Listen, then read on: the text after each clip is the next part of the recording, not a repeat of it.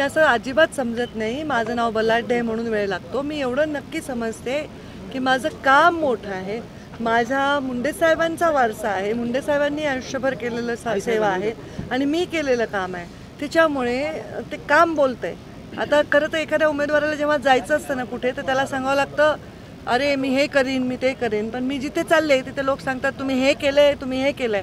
म्हणजे अक्षरशः एखाद्या ठिकाणी गेले की लोक सांगतात हा रस्ताही तुम्ही दिलाय, हायवे तुम्ही दिलाय, ग्रामपंचायत कार्यालय तुम्ही दिले। तर ते जे आहे विकास जे 5 वर्षात मंत्री म्हणून मी केला, तो विकास आणि विश्वास हेच लोकांचा विश्वास माझ्यावर की पंकजाताई ह्या न्यायप्रिय आहेत, त्या जातीवाद करत नाहीत, त्या चुकीच्या खोट्या गोष्टींची बाजू घेणार नाहीत, त्या अंतिम माणसाच्या साठी काम करतील, हा विश्वास मला विजयी करेल असं मला वाटतं। तर गेल्या 3 दिवसापासून तुम्ही बीड जिल्ह्याच्या दौऱ्यावर आहेत। आज तुमचे मामा प्रमोदजी महाजन यांचं हे गाव आहे आजोळ, आजोळातून कसा प्रतिसाद मिळतोय काय सांगा?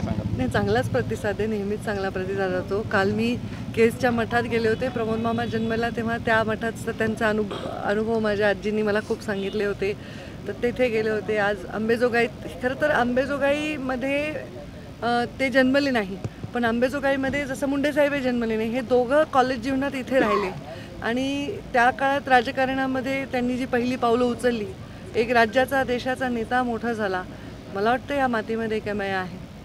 ताई, शिवसंग्राम तुमच्या सोबत आहे, शिवसंग्रामपूरच्या ज्योती मेटेंचं देखील नाव चर्चेत आहे, आज ते बीडमध्ये आहेत, चाचपणी करतायत, कसं बघतायचं? काही नाही, मी त्यांच्याकडे बघायचं काही कारण नाही, मी माझं काम करणं माझं कर्तव्य आहे। बाकी लोक काय करतायत हा त्यांचा चॉईसचा प्रश्न आहे, त्याच्याविषयी माझ्या मनामध्ये काही असं राग लोभ किंवा वाईट वाटायचं कारण नाही। लोकशाहीत अधिकार आहे प्रत्येकाला चाचपण्याचा, पण त्या आत्ता तरी महायुतीत असल्यामुळे मला नाही वाटलं की त्या युती सोडून जातील, पण त्यांनी तसा निर्णय जरी घ्यायचा ठरवला तरी तो त्यांचा लोकशाहीतला अधिकार आहे। राष्ट्रवादीकडून वेगवेगळे उमेदवार तयारी करतायत, ज्या त्या तालुक्यामध्ये अंबाजोगाईत वेगळे उमेदवार तयारी करतायत, केजमध्ये वेगळे उमेदवार तयारी करतायत, बीडमध्ये देखील वेगवेगळे उमेदवार तयारी करतात, अजून त्यांच्यात संभ्रम आहे किंवा काय?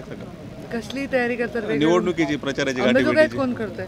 अंबेजोगाईत डॉक्टर नरेंद्र काळे आहेत, केजमध्ये बजरंग सोनवणे आहेत, इच्छुक आहेत। आता इच्छुक असतात लोकशाहीत, निवडणुकीत लोकसभा आहे, इथे अनेक वर्ष पवार साहेबांचा आणि मुंडे साहेबांचा असं निवडणूक रंगलेली आहे, विशिष्ट मतदान ठरलेलं आहे, त्यामुळे कुणालाही असं वाटणार लोकशाहीत ठीक आहे, त्यांचा अधिकार आहे ना त्यांचा, ते पण बिचारे काम करतात आपल्या पक्षाचे सगळे, त्यांचा काय अधिकार आहे, कोणालाही अधिकार आहे। तुमच्यापैकी कोणाला उभं राहायचं तर तुम्हालाही शुभेच्छा। 4 लोकसभेच्या निवडणुका बघितल्या तुम्ही, या 5वी हा ना, ह्या 5व्या निवडणुकीकडे कसं बघता, काय नाविन्य वाटतं या निवडणुकीमध्ये?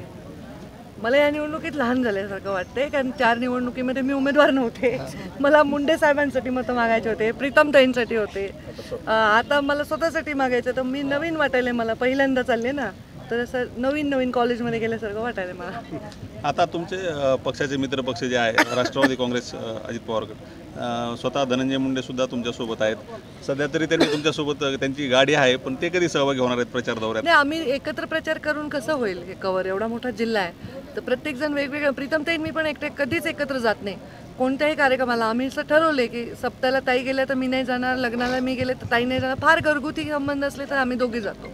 तर त्यांनी, ते राष्ट्रवादीचे आहेत, त्यांनी राष्ट्रवादीच्या लोकांना कामाला लावणं, राष्ट्रवादीची यंत्रणा कामाला लावणं, आणि राष्ट्रवादीने मागच्या वेळी जेवढी मतं घेतली होती त्यातली किती मतं ते ट्रान्सफर करू शकतात आम्हाला। आता मी स्वतः उमेदवार असल्यामुळे थोडं मत असंही वाढेल असं मला वाटतं बरं का, मागच्या वेळेपेक्षा, कारण शेवटी मी काम केलं आहे पालकमंत्री म्हणून आणि राज्याची नेता आहे, देशात काम करते, लोकांना अपेक्षा आहे मोदींच्या जवळ येताही नक्कीच जिल्ह्याचं भलं होईल, तर ऑटोमॅटिकली मतं वाढतील आणि आता पुन्हा यांनी आल्यानंतर मतं वाढतील। त्यांनी त्यांचं काम केलं, मी माझं काम केलं, तरच यशाकडे जाऊ।